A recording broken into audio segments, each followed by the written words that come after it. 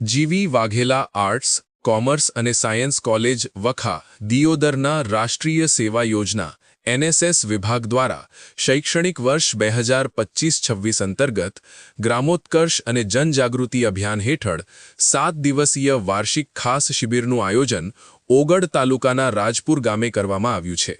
પર્યાવરણ, શિક્ષણ અને સ્વદેશી જનજાગૃતિના મુખ્ય વિષય સાથે યોજાયેલ આ શિબિરનો પ્રારંભ તારીખ 13/3/2026ને ઉદ્ઘાટન સમારોહ સાથે થયો હતો।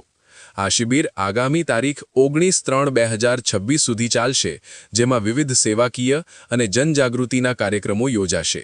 આ પ્રસંગે કોલેજના ચેરમેન શ્રી પ્રવીણસિંહજી જી વાઘેલાએ અધ્યક્ષ સ્થાન શોભાવ્યું હતું। શિબિરનું ઉદ્ઘાટન ઓગડના મામલતદાર અને એક્ઝિક્યુટિવ મેજિસ્ટ્રેટ શ્રી કિરણભાઈ ગોસ્વામીના હસ્તે કરવામાં આવ્યું હતું।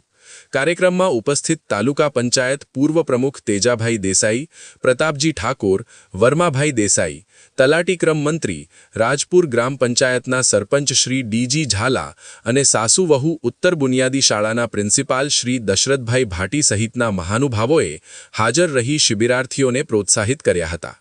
સમગ્ર શિબિરનું સંચાલન અને માર્ગદર્શન હેમચંદ્રાચાર્ય ઉત્તર ગુજરાત યુનિવર્સિટીના એનએસએસ કોઓર્ડિનેટર શ્રી કે ઠક્કર તથા programme officer professor Darshanbhai Joshi અને પ્રોફેસર દશરથભાઈ જોશી દ્વારા કરવામાં આવી રહ્યું છે।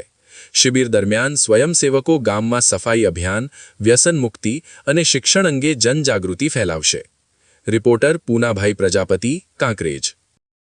તારીખ 13/3/2026ના રોજ રાજપુર મુકામે શ્રી જીવી Vaghela arts, commerce and science college દ્વારા એનએસએસની વાર્ષિક શિબિરનું અહીંયા ઉદ્ઘાટન કરેલ છે, જેની અંદર તમામ ગ્રામજનો વધાર્યા હતા અને શાળાના આચાર્ય સાહેબ શ્રી દશરથભાઈ ભાટી સાહેબનો પણ પૂરતો સહયોગ મળેલ છે તથા અમારા એનએસએસના તમામ વોલેન્ટિયર પણ ખૂબ ઉત્સાહ સાથે એક આ ગામની અંદર જનજાગૃતિ લાવવા માટે, સ્વચ્છતા લાવવા માટે, સાયબર ક્રાઇમના વધતા જતા પ્રમાણને અટકાવવા માટે અને ગુજરાત રાજ્ય માર્ગ પરિવહન સલામતી દ્વારા જે નિયમો છે એ નિયમોનું ચુસ્તપણે પાલન થાય એ હેતુ થકી આ ગામની અંદર રહી અને 6 દિવસ માટે એક સતત લોકજાગૃતિના, લોકસંપર્કના, વ્યસન મુક્તિ નાબૂદીના કાર્યક્રમ કરવાના છે।